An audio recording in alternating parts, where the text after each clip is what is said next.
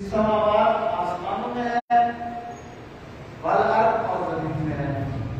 اے میرے پیغمبر صلی اللہ علیہ وسلم مجھے پوچھئے کہ جو زمین و آسمان میں ہے وہ کس کا ہے، اس کا مالک کون ہے؟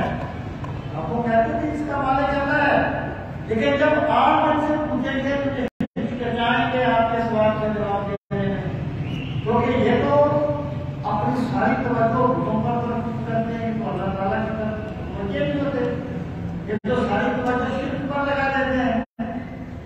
تو آگے سے پوچھئے زمین و آسمان میں جو کچھ ہے وہ کس کا ہے، کیونکہ یہ اس چیز کو مانتے ہیں لیکن شرمندگی کی وجہ سے یا اپنے آپ کو لاجواب ہونے سے بچانے کے لیے اس کا ذکر نہیں کریں گے۔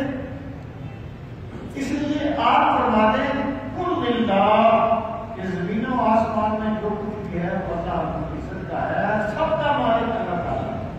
یہ بڑی واضح سی بات ہے۔ اگر وہ کہتے ہیں کہ ہمارے خود جو ہیں وہ اس کے مالک ہیں تو پھر یہ سوال پیدا ہوتا ہے کہ تمہارے خود ابھی نہیں تھے اور یہ کائنات تھی، تمہارے آباء و اجداد بھی نہیں تھے اور یہ کائنات تھی۔ اس کا مطلب یہ ہے کہ کائنات کے مالک یا اس کے خالق تمہارے دوست نہیں ہیں، بلکہ وہ ذات ہے جو ہمیشہ سے ہے اور ہمیشہ رہے گی۔ تو جب ایک مخاطب جو ہے وہ شرمندگی کی وجہ سے یا اپنے آپ کو لاجواب ہونے سے بچانے کے لیے جواب نہ دے تو پھر سوال کرنے والا خود ہی جواب دے دیتا ہے۔ یا اللہ تعالیٰ نے خود ہی فرما دیا، کیا فرمائیں؟ مالک اللہ ہے۔ پھر سوال یہ پیدا ہوتا تھا کہ اگر مالک اللہ ہے اور ہم شرک کرتے ہیں، اور شرک جو ہے تو ناکام معافی گناہ، کیونکہ محبت کی دنیا میں دوری برداشت نہیں، شرک ناکام معافی گناہ ہے۔ تو پھر کیا وجہ ہے کہ ہمارے پاس پیسے بھی بڑے ہیں، ہمارے کاروبار بھی بڑے اچھے ہیں اور ہمارے پاس غلام بکر بھی بڑے ہیں؟ اس کی کیا وجہ ہے کہ اللہ تعالیٰ پھر ہمیں تباہ کیوں نہیں کر دیتا؟ بس اللہ تعالیٰ نے اس کا کام کیا، کتب علی نفسہ الرحمہ، کہ ہر چیز کا مالک تو اللہ ہے لیکن اللہ تعالیٰ نے اپنے اوپر رحمت کو لازم کر لیا۔ مطلب یہ ہے کہ جب ایک بندہ اللہ تعالیٰ کی نافرمانی بھی کرتا ہے، اللہ تعالیٰ اس کی نافرمانی کی وجہ سے اس کی روزی پانی بھی کر دیتا ہے۔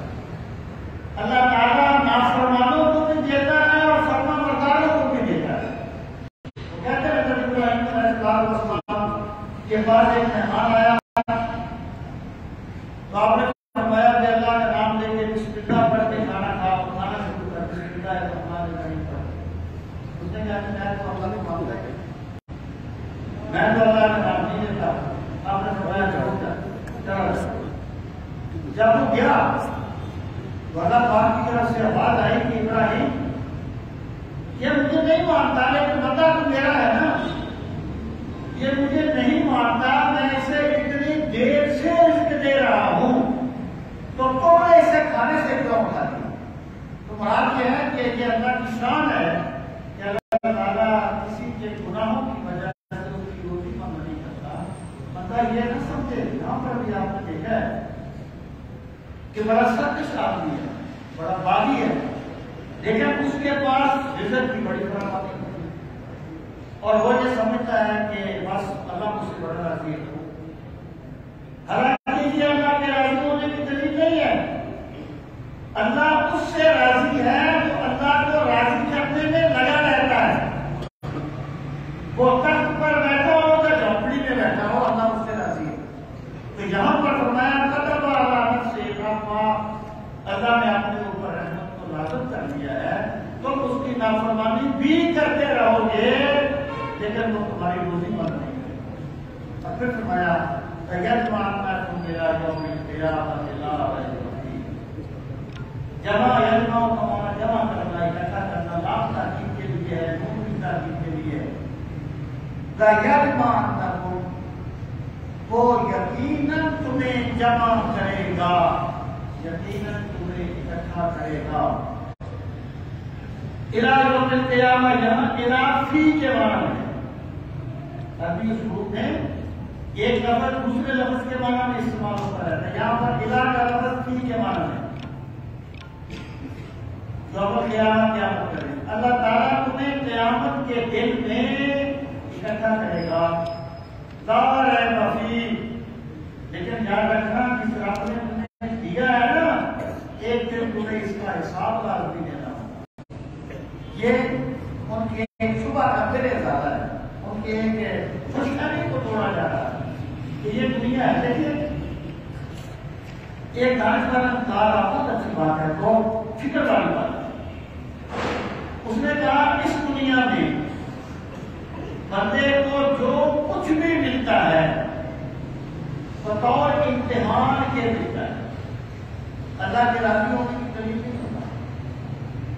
اگر اس دنیا میں اقتدار ملنا اللہ تعالیٰ کے راضی ہونے کی دلیل ہوتا تو پھر تخت پر حضرت امام حسین بیٹھتے یزید نہ بیٹھتا، پھر حضرت موسیٰ تخت پر بیٹھتے فرعون نہ بیٹھتا. یہاں پر جو کچھ بھی بندے کو ملتا ہے امتحان کے لیے ملتا ہے.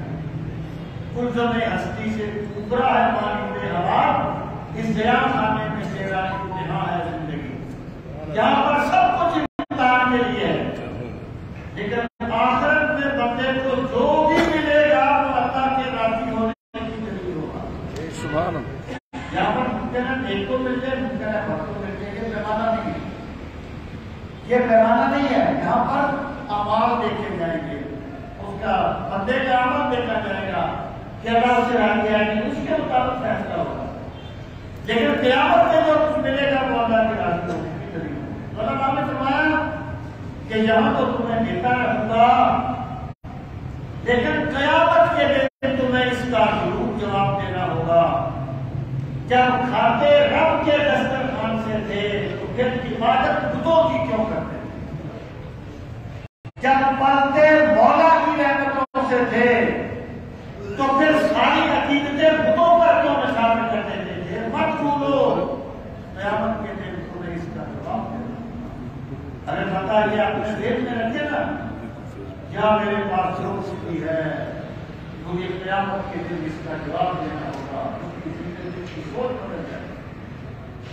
اللہ تعالیٰ نے فرمایا الذین خسروا انفسهم فهم لا یؤمنون. الذین جو خسروا جنہوں نے گھاٹے میں ڈال دیا انفسهم اپنی جانوں کو، نفسوں کی جمع اپنے آپ کو گھاٹے میں ڈال دیا. فهم لا یؤمنون وہ ایمان نہیں لائیں گے.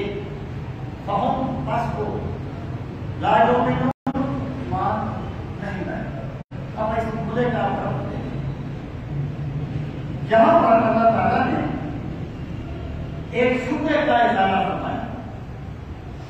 وہ شبہ یہ تھا کہ یہ بڑے دانش مند لوگ ہیں، یہ معاشرے میں بڑا عقل مند تصور کیے جاتے ہیں. ابو جہل کا تھا نا، ابو جہل اس کی کنیت تھی ابو الحکم اس معاشرے میں، اور حکم جو ہے حکمت کی جمع ہے. اس کا معنی ہے حکمتوں کا باپ. کیا اللہ تعالیٰ نے یہ فرمایا کہ الذین خسروا انفسهم، یہ لوگوں نے اپنے آپ کو گھاٹے میں ڈال دیا. کیسے؟ انہوں نے گناہوں پر گناہ کر کے، سرکشی اختیار کر کے، ضد کا راستہ کر کے اختیار کر کے اپنی عقل سلیم کو ختم کر دیا. اللہ نے ان کے اندر جو حق کو ماننے کا ملکہ رکھا تھا اسے تباہ کر دیا. جنہوں نے ضد کی وجہ سے اپنی فطرت کو مسخ کر دیا، انہوں نے گویا اپنے آپ کو تباہ کر دیا. لا یؤمنون وہ کبھی بھی ایمان نہیں لائیں گے جنہوں نے اپنے آپ کو تباہ کر دیا ہے، فطرت سلیمہ کو تباہ کر دیا. یہاں پر حسرت قوم سے مراد کیا ہے؟ اپنی فطرت سلیمہ کو مسخ کر دینا. گویا علماء نے اس چیز کو واضح فرمایا کہ یہ لوگ جو ایمان نہیں لاتے کہ یہ نہ سمجھے کہ ہم بڑے عقل مند ہیں اور ہم نے کوئی صحیح راستہ اختیار کیا، بلکہ حقیقت یہ ہے کہ ان لوگوں نے اپنے فطرت کو تباہ کر کے اپنے آپ کو بیوقوف بنا لیا ہے، اس لیے یہ دین کو قبول کرنے سے دور رہتے ہیں اور دین کو قبول نہیں کرتے۔ اللہ کی تخصص انفسہم فہم لا یؤمنون وَلَهُ مَا سَكَنَ فِي اللَّيْلِ وَالنَّهَارِ، وَلَهُ اسی کے لیے ما سکن ہوتا ہے سکونت اختیار کرنا۔ یہاں پر سکونت اختیار کرنے سے ایک مراد تو یہ ہے رہنا، پھر لے کے رات اور دن میں، یعنی رات اور دن میں جو کچھ جہاں بھی رہتا ہے ہر ایک پر اللہ کی بادشاہی۔ وَلَهُ مَا سَكَنَ فِي اللَّيْلِ، اچھا اس سے پہلے یہ آیا تھا مَا فِي السَّمَاوَاتِ وَالْأَرْضِ كُلُّ لِلَّهِ، جو کچھ زمین و آسمان میں ہے یہاں فرمایا وَلَهُ مَا سَكَنَ فِي اللَّيْلِ وَالنَّهَارِ، جو کچھ رات اور دن میں ہے۔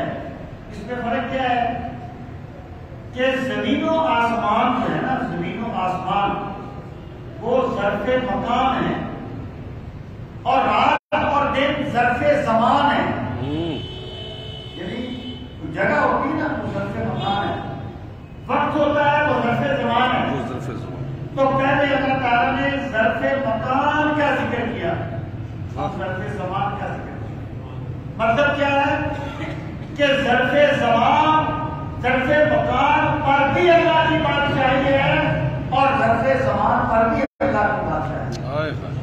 اچھا دوسری بات کہ وَلَهُ مَا سَكَنَ فِي اللَّيْلِ وَالنَّهَارِ، کیا سکنا کا لفظ ہے وہ دین کے معنی میں ہو سکتا ہے کہ جو کچھ رات اور دن میں سوتا ہے سب کچھ اللہ کا ہے۔ اس کا مطلب کیا ہے؟ اس کا مطلب یہ ہے میں نے یہ کہا تھا کہ اللہ تعالیٰ تمہیں قیامت کے دن اکٹھا کرے گا اور مشرکین کو قیامت کی سمجھ نہیں آتی کہ جب ہم مر جائیں گے مٹی میں مل جائیں گے اللہ تعالیٰ کیسے آنے سکتا ہے؟ اللہ تعالیٰ نے یہاں پر کائنات کی نیند کا ذکر فرمایا، اور یاد رکھیں کہ نیند کو موت کی بہن کہا گیا ہے۔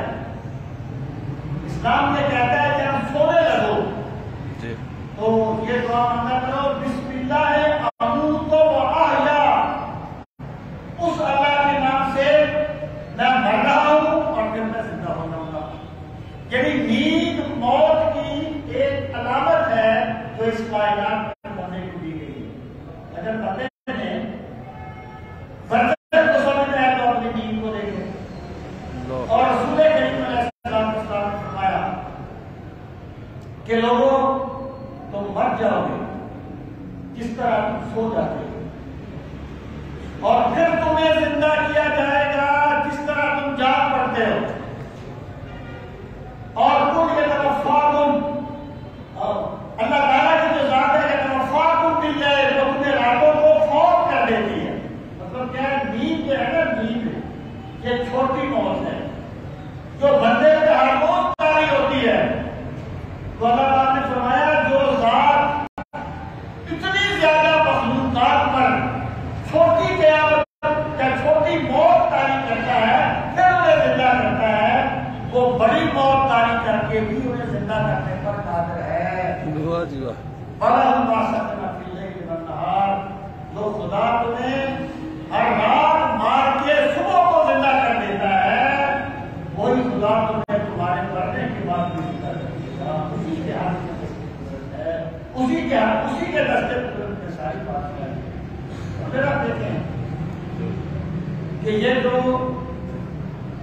موت ہے نا، موت جب مرنے کے بعد یا قبر کے بعد، اس کی بڑی یعنی اس کو بندے نے اگر سمجھنا ہے اس کا بہترین طریقہ نیند ہے، بہترین طریقہ۔ یعنی آپ قبر کو کھولتے ہیں، قبر میں آپ دیکھتے ہیں کہ ہڈیاں پڑی ہیں یا مردہ سلامت پڑا ہے، وہاں کوئی آپ دیکھتے ہیں کوئی آپ کو آگ نظر نہیں آتی. اس کو موت، اس کو نیند سے سمجھیے، سمجھنا چاہیے کہ ایک بندہ خواب دیکھ رہا ہے، وہ خواب میں پتہ نہیں وہ پھل کھا رہا ہے، پتہ نہیں وہ کدھر بھاگ رہا ہے. جبکہ سونے جاگنے والا جو ہے وہ دیکھتا ہے کہ یہ سو رہا ہے، جاگنے والے کے سامنے وہ ہے لیکن وہ پتہ نہیں کہاں ہے. تو دنیا والا قبر والے کو جس بھی حال میں دیکھے، قبر والا کہاں ہوتا ہے تو وہی جانتا ہے. تو نیند جو ہے نا وہ اس دنیا میں موت کا ایک مشابہ چیز ہے جو اللہ تعالیٰ نے بندے کو دی ہے تاکہ بندہ اس چیز کو سمجھ سکے. فرمایا وَلَهُ مَا سَكَنَ فِي اللَّيْلِ وَالنَّهَارِ کہ جو کچھ رات اور دن میں سکونت پذیر ہے سب کچھ اللہ تعالیٰ نے دیے ہے، ہر چیز کا بادشاہ اللہ تعالیٰ ہے. وَهُوَ السَّمِيعُ الْعَلِيمُ اور اللہ تعالیٰ سب کچھ سننے والا ہے اور سب کچھ جاننے والا ہے. اب فرق کیا ہے؟ سننے کا تعلق اس چیز سے ہوتا ہے جو بندہ زبان سے بولتا ہے، اور جاننے کا تعلق وہ ہے جو بولا نہیں یا ظاہر نہیں کیا گیا. اس کا مطلب یہ ہے کہ اس رب کا سوال یہ تھا نا کہ جب بندہ مرنے کے بعد زندہ ہوگا پتہ نہیں کسی نے کیا کیا ہوگا، اس کے کیا اعمال ہوں گے. تو اللہ نے فرمایا وَهُوَ السَّمِيعُ الْعَلِيمُ کہ تم جو کچھ بولتے ہو اللہ اسے بھی سنتا ہے اور جو تمہارے دلوں میں ہے اللہ اسے بھی سنتا ہے.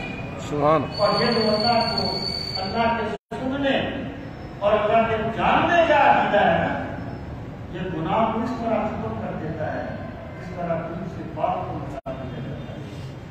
بشرطے کہ بندے کو یقین ہو کہ میں جو کہتا ہوں میرا رب سن رہا ہے، میرے دل میں جو ہے میرا رب جانتا ہے، جو دلوں میں جانتا ہے وہ نفسوں والی بدرجہ جانتا ہے. تو بندہ جو ہے اس کی زندگی کا رخ بدل ہے.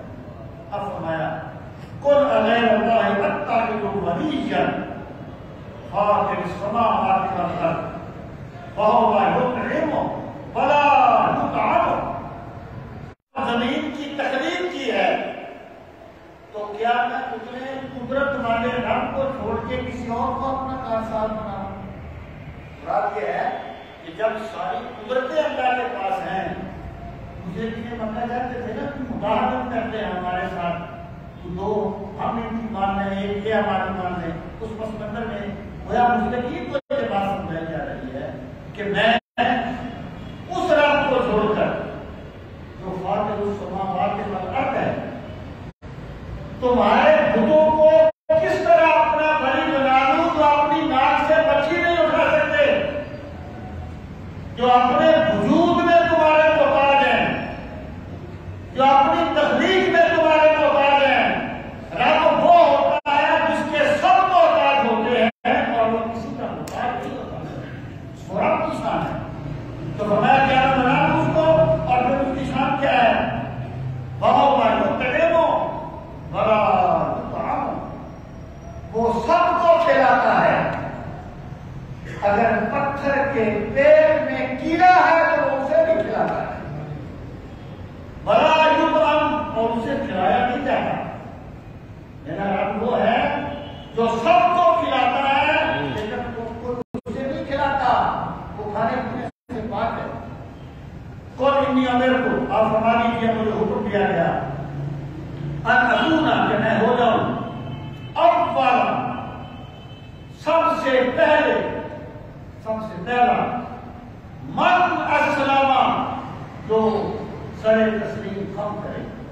اسلم جو اسلام کا معنی ہوتا ہے گردن نہادن بےتاج، کسی کی بات مان کے سر جھکا دینا، سر تسلیم خم کر دینا. کہ مجھے میرے رب نے حکم دیا تو مجھے حکم دیا گیا ان اکون کہ میں ہو جاؤں اول من اسلم جو بھی جھکا اللہ کے سامنے سب سے پہلے جھکنے والا میں ہوں. اول من اسلم جو بھی جھکا اللہ کے لیے. ولا تکونن من المشرکین، ولا تکونن اور کبھی نہ ہونا من المشرکین شرک کرنے والوں میں سے، یعنی مجھے میرے رب کے اسی چیز کا دوسرا ہے۔ اب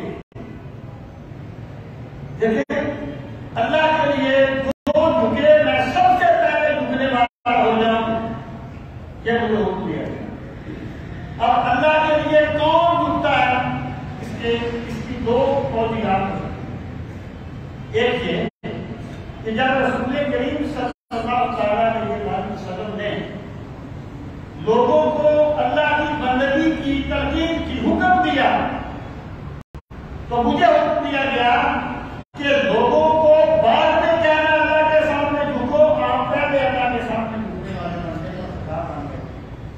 آمن الرسول بما انزل الیہ من ربہ والمؤمنون، رسول ایمان لایا جو تعلق کیا گیا اور ایمان والے ایمان لائے، یہ بھی اس کا ایک مطلب ہو سکتا ہے اور جو اپنی جگہ پر صحیح ہے۔ لیکن قرآن کریم جو ہے نا، اس کے الفاظ کو جب تک اس کے حقیقی معنی پر معلوم کرنا ممکن ہو، اس کا مجازی معنی نہیں لینا ہے۔ وَلَهُ مَنْ أَسْلَمَ، اب یہ ہے کہ اللہ کے سامنے جھکتا کون ہے؟ تو اللہ نے فرمایا وَلَهُ أَسْلَمَ مَنْ فِي السَّمَاوَاتِ وَالْأَرْضِ، زمین و آسمان میں جو کچھ ہے ہمیشہ سے سب کچھ اللہ کے سامنے جھکتا ہے۔ اللہ کے سامنے سب کچھ، پوری کائنات جھکتی ہے ہمیشہ سے، اور مجھے فرمایا کہ میں سب سے پہلے جھکنے والا ہو جاؤں۔ اس کا مطلب یہ ہے کہ کائنات اللہ کے سامنے بعد میں جھکی ہے، سرکار جھکنا پہلے جھکی ہے۔ سبحان اللہ۔ یہ رسول کریم صلی اللہ علیہ وسلم کے اول الخلق ہونے پر دلیل ہے، اول الخلق ہونے پر دلیل ہے، اور یہ اول و ما خلق اللہ دوری کی معیت ہے۔ اور جو حدیث پاک میں آتا ہے کہ میں نور تھا اور میں اللہ کی بارگاہ میں اتنی دیر سجدے کرتا رہا، یہ ساری چیزیں اس آیہ کریمہ کے مطابق ہیں، جو کہ اللہ نے سرکار فرماتے ہیں مجھے رب نے حکم دیا کہ جو بھی جھکتا ہے میں سب سے پہلے جھکوں اللہ کی بارگاہ میں۔ تو جب پوری کائنات جھکتی ہے تو ماننا پڑے گا سب سے پہلے جھکنے والے سرکار ہے، یہ آپ کے اول الخلق ہونے پر دلیل ہے۔ اب ارشاد فرمایا وَلَا تَكُونَنَّ مِنَ الْمُشْرِكِينَ، اور مجھے حکم دیا گیا کہ میں شرک کرنے والوں میں سے نہ ہوں۔ یہ جو حکم ہوتا ہے کہ کبھی کبھی صرف دوام کے لیے ہوتا ہے، مراد یہ ہے کہ جیسے آپ نے پہلے کبھی شرک کا نہیں سوچا، کبھی آئندہ بھی شرک کرنا سوچنا، اس کا یہ مطلب نہیں ہے استغفر اللہ سرکار سوچ سکتے تھے۔ یہ گویا مشرکین کو بات سمجھائی جا رہی ہے کہ تم یہ کہتے ہو نا کہ ہمارے ساتھ کی مداحت کر لیں، کچھ ہم تمہاری مان لیتے ہیں، کچھ تم ہماری مان لو، تو میرا پیغمبر میرے سامنے جھکنے والا ہے، وہ تمہارے شرک کی طرف کبھی نہیں۔ قُلْ يَخَافُ إِنْ عَصَيْتُ رَبِّي عَذَابَ يَوْمٍ عَظِيمٍ۔ قُلْ، یہ قضیہ فرضیہ ایک بات کو واضح کرتے ہیں۔ قُلْ فرماتے ہیں انی، بے شک میں اخاف ڈرتا ہوں۔ خاف کو ڈرنا، اس سے باہر متکلم کا سیدھا میں ڈرتا ہوں۔ انی اخاف ان عصیت، ان اگر عصیت یہ عصیان سے، اگر میں نافرمانی کروں ربی اپنے رب کی، اگر میں اپنے رب کی نافرمانی کروں تو میں ڈرتا ہوں کس چیز سے؟ عذاب یوم عظیم، یہ جو عذاب ہے نا اس کی صفت ہے عظیم، یعنی یوم عذاب عظیم، یہ ایک اسلوب ہے حقیقت، اس کو اس طریقے سے بیان کیا۔ تو میں بہت بڑے دن کے عذاب سے ڈرتا ہوں، اگر میں بھی اللہ کی نافرمانی کروں تو میں بہت بڑے دن کے عذاب سے ڈرتا ہوں۔ پہلی بات یہ ہے کہ جو قضیہ فرضیہ ہوتا ہے نا، یہ کسی چیز کو واضح کرنے کے لیے، مثلا کوئی کام ہے کہ ہمارے بھارت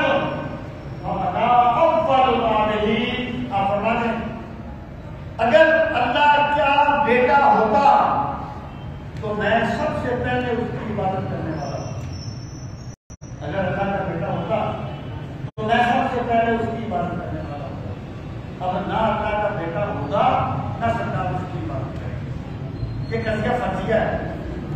اور حضرت پیر میرے جیسا بزرگ ہے اللہ تعالیٰ نے ایک عجیب استعمال کیا ایسے وہ فرماتے ہیں کہ اس سے نسبت کا شرف ثابت ہوتا ہے.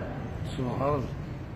کہ میں سب سے پہلے اس کی عبادت کرنے والا ہوتا ہے جو اللہ کا بیٹا ہے نا, یعنی اللہ کے بیٹے ہونے کی وجہ سے میں سب سے پہلے اس کی عبادت کرتا ہوں.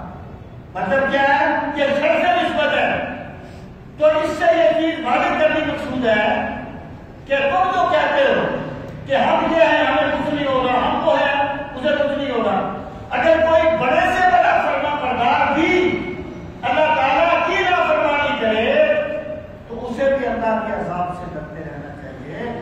اور سرکار کی ذات گرامی جن کے لب ہلیں گے تو اللہ اپنا داروں کی بخشش فرمائے. جو اللہ کے محبوب ہیں اللہ فرماتا ہے برے حق رکھے اور خدا سے جو کرے غافل اسے دنیا سمجھتے ہیں.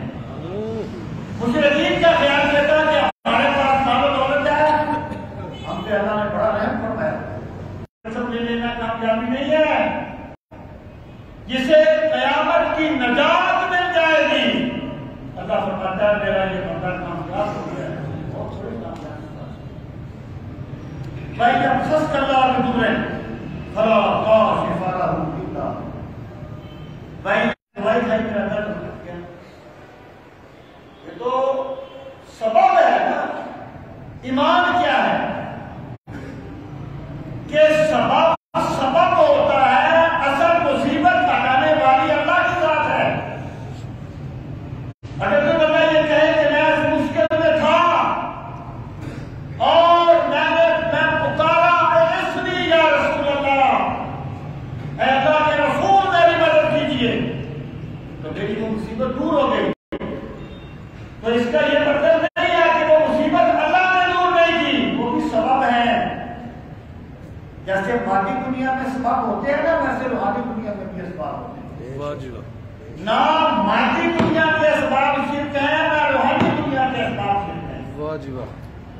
اگر اسباب کو اسباب نہ سمجھا جائے تو مادی دنیا میں بھی شرک ہے, روحانی دنیا میں بھی شرک ہے. اگر ایک بندہ یہ سمجھے کہ جناب میں نے پانی پیا میری پیاس بجھ گئی, میری پیاس پانی نے بجھائی ہے خدا نے نہیں, اس کی یہ بات شرکیہ ہوگی اور کفریہ ہوگی کیونکہ اس نے سبب کو حقیقت سمجھ لیا. اگر کوئی بندہ یہ کہے میں نے سرکار مدینہ کو پکارا اور میرا یہ کام ہو گیا, یہ بھی شرک نہیں ہوگا کیونکہ اس نے سرکار دو عالم صلی اللہ علیہ وسلم یا مقربین الہی کی ذات گرامی سبب ہے, کام کرنے والا رب العزت کی ذات گرامی. اگر اس کا یہ عقیدہ نہ ہو تو پھر مادی دنیا میں بھی شرک ہے اور روحانی دنیا میں بھی شرک ہے. اور اگر یہ عقیدہ ہو تو پھر نہ مادی دنیا میں شرک ہے نہ روحانی دنیا میں شرک ہے, نہ قاتل اسباب شرک ہے نہ قاتل اسباب شرک ہے. تو وہ اس کے منافی نہیں ہے. اگر کوئی بندہ کہتا ہے کہ جناب میرا تو درد گولی کھانے سے ٹھیک ہوا, اس پر فلاں کاشف اللہ کو گزر گیا, ہم کہیں گے گولی نے کچھ نہیں کیا بلکہ گولی سبب تھی, آرام میرے رب نے دیا تھا. بندہ کھانا کھاتا ہے اس کی بھوک میرا رب بچاتا ہے. اگر خدا نہ چاہے تو نہ پانی پیاس ہو جائے نہ کھانا بھوک ہے. اسی کو تو ایمان سمجھتا ہے. سبب کو چھوڑ کے مسبب الاسباب کی ذات پر نظر رکھنا اسی کو تو ایمان سمجھتا ہے. تو فلا کاشف لہ الا ہو, کوئی نہیں ہے مصیبت کو دور کرنے والا مگر وہی. بھائی کا بخیر, اور اگر وہ تجھے پھنس کرے کسی بھلائی کے ساتھ, یعنی اگر وہ تجھے کوئی بھلائی دینا چاہے فَهُوَ عَلَىٰ كُلِّ شَيْءٍ قَدِيرٌ, تو بے شک وہ ہر شے پر قادر ہے. شے کا مطلب ہوتا ہے چاہنا. مراد کیا ہے کہ اگر اللہ تعالیٰ کسی بندے کو کوئی مصیبت میں ڈالنا چاہے تو رب کے مقابلے میں کوئی نہیں ہے اسے مصیبت سے ہٹانے والا, مصیبت سے بچانے والا. مقابلے میں, علاوہ نہیں, علاوہ تو ڈاکٹر مقابلے میں. اور اگر اللہ تعالیٰ کسی کو سکھ دینا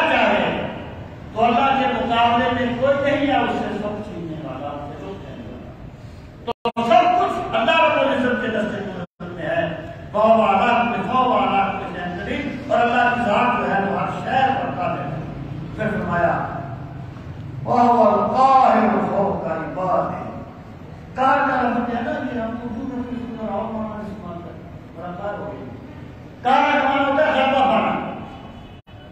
اللہ کا اس میں گرامی ہے قاہر، اور اللہ تعالیٰ غلبہ پانے والا ہے فوق عبادہ ہی اپنے بندوں پر. یعنی بندے کچھ نہیں، رب کا غلبہ ہے.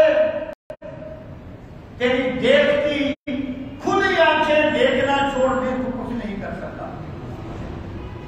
تیری طاقتور ٹانگیں چلنا چھوڑ دے تو حیران تو ہو سکتا ہے، کر کچھ نہیں سکتا.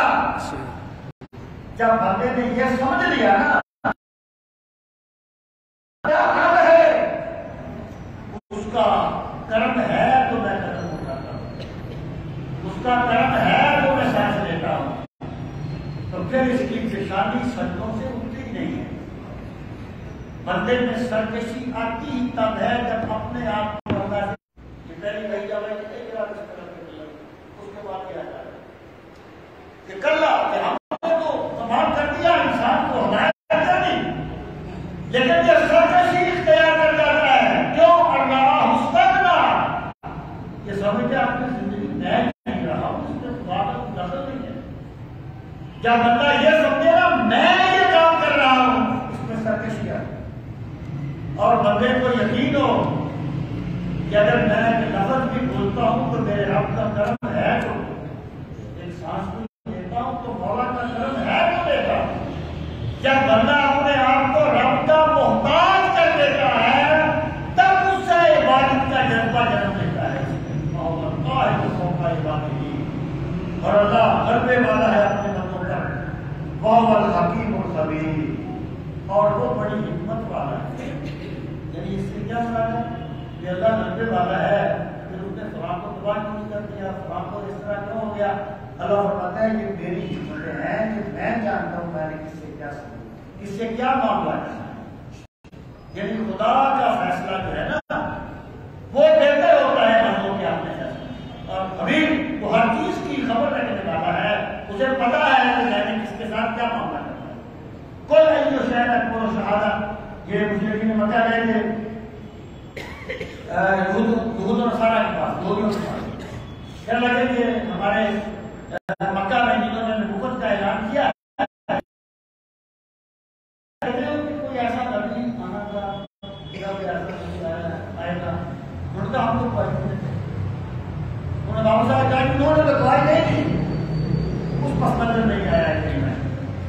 اللہ فرماتا ہے کون فرما دیجیے ایو شے، کون سی چیز زیادہ بڑی ہے عدم گواہی کی. اور کہتے ہیں نا وہ یعنی وہ اکبر سے بڑا ہے. پھر ہم کہتے ہیں سن عمر میں، یعنی بڑا کا لفظ تو آپ ایسے نہیں بولتے، بہت بڑا آدمی. سن کہہ دیا تو وہ وہاں پڑ گیا تمیز، یہاں پر بھی ممیز تمیز. یعنی کون ہے سب سے بڑا عدم گواہی کے؟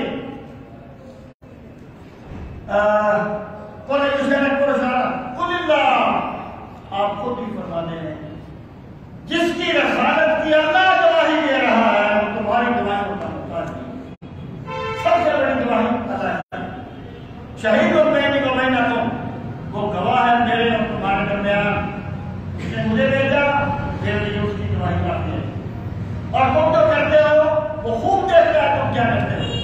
وَأُوحِيَ إِلَيَّ هَٰذَا الْقُرْآنُ، اور وحی کیا گیا میری طرف یہ قرآن. وہی کیا جائے کیا میری طرف حاضر قرآن. یہ قرآن کس لیے وہی کیا جائے؟ یہ قرآن کا مقصد ہے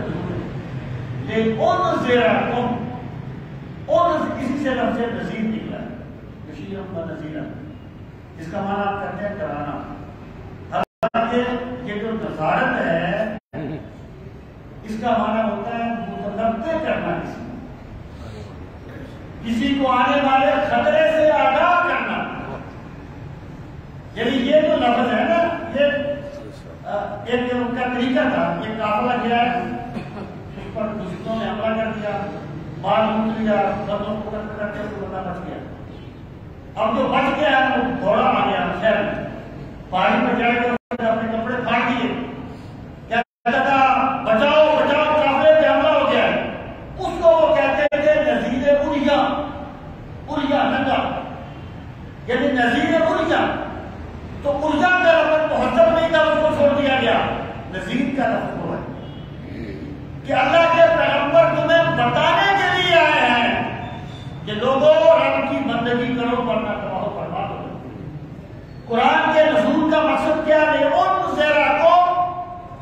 تاکہ وہ تمہیں آگاہ کرے، تاکہ وہ تمہیں تمہارے آنے والے خطرات سے ڈرائے، تمہارے دنیا جان سے ڈرائے۔ اگر تم نہ مانو یہی اس کے ساتھ بہت بڑا اور ہر وہ جس سے تمہیں نہیں، صرف تمہیں آگاہ کرنے کے لیے قرآن نہیں آیا، وہ بہت بڑا اور قیامت تک جس تک قرآن پہنچے گا پوری کائنات سب کو قرآن کریم جو ہے وہ آگاہ کرنے کا منصوبہ ہے۔ آئندہ تم جب ساتھوں کا آنا ماننا یا آنے اس کا مطلب یہ ہے کہ اللہ تعالیٰ کے پیغمبر کسی مزاحمت سے کام نہیں دیتے، وہ لوگوں کو خوش کرنے کے لیے دین میں کچھ بناوٹ نہیں کرتے اور گواہی دیتے ہو کہ اللہ کے علاوہ اور بھی معبود ہے۔ آپ فرمایا کل عاشق، آپ فرماتے میں تو کبھی گواہی نہیں دیتا، لیکن میں وہ بات نہیں کہوں گا یہ لوگ کہتے ہیں میں بھی ایسا کہوں گا، میں وہ بات کہوں گا جو میرا رب مجھے کہتا ہے۔ دائی وہ نہیں کہتا جو لوگ سننا چاہتے ہیں، پیغمبر کے جو دین بندہ پہنچا رہا ہے اس کو یہ سوچنا چاہیے کہ میرا رب کیا فرماتا ہے، میرا مولا کس کی میں گواہی نہیں دیتا۔ کل آپ فرما لیجیے انما هو الہ واحد، فقط وہی ہے الہ، ایک الہ، اننی بریء مما تشرکون، بے شک میں بیزار ہوں مما اس سے جو مشرکون تم شریک کر رہے ہیں۔ الذین آتیناہم الکتاب، اب یہ ہوتا ہے کوئی گواہی نہیں ہے، پیغمبر نے نہیں آنا تھا اس کی ان کے بعد الذین آتیناہم الکتاب، جنہیں ہم نے کتاب عطا فرمائی، یعرفونہ، وہ پہچانتے ہیں آپ کو، کما یعرفون ابناءہم، جیسے وہ پہچانتے ہیں اپنے بیٹوں کو۔ مطلب کیا ہے کہ یہ ضد میں آ کر تعصب میں آ کر یہ کہہ رہے ہیں، ورنہ ہم نے اپنے نبی الزمان کا ذکر ان کی کتابوں میں اتنی تفصیل سے کر دیا ہے کہ یہ آپ کو اس طرح پہچانتے ہیں جیسے کوئی بندہ دور سے اپنے بیٹے کو دیکھ کے پہچان لیتا ہے۔ یعنی اس تفصیل سے ہم نے آپ کا ذکر کر دیا۔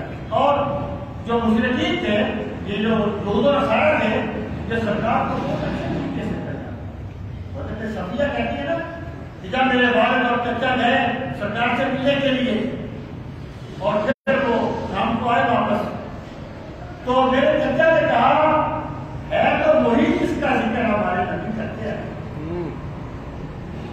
اس کے بعد میں ان کے کہتے میرے والد نے کہا لیکن ہم مانیں گے نہیں، ہم مانیں گے نہیں، کیوں نہیں مانیں گے؟ کہنے لگا پھر ہماری سرداریاں وہ ضد کی وجہ سے نہیں مانے تھے۔ تو اللہ تعالیٰ فرماتے ہیں وہ اس طرح پہچانتے جیسے اپنے بیٹوں کو پہچانتے ہیں۔ الذین خسروا انفسہم، پورا پہلے بھی آیا تھا، یاد ہے؟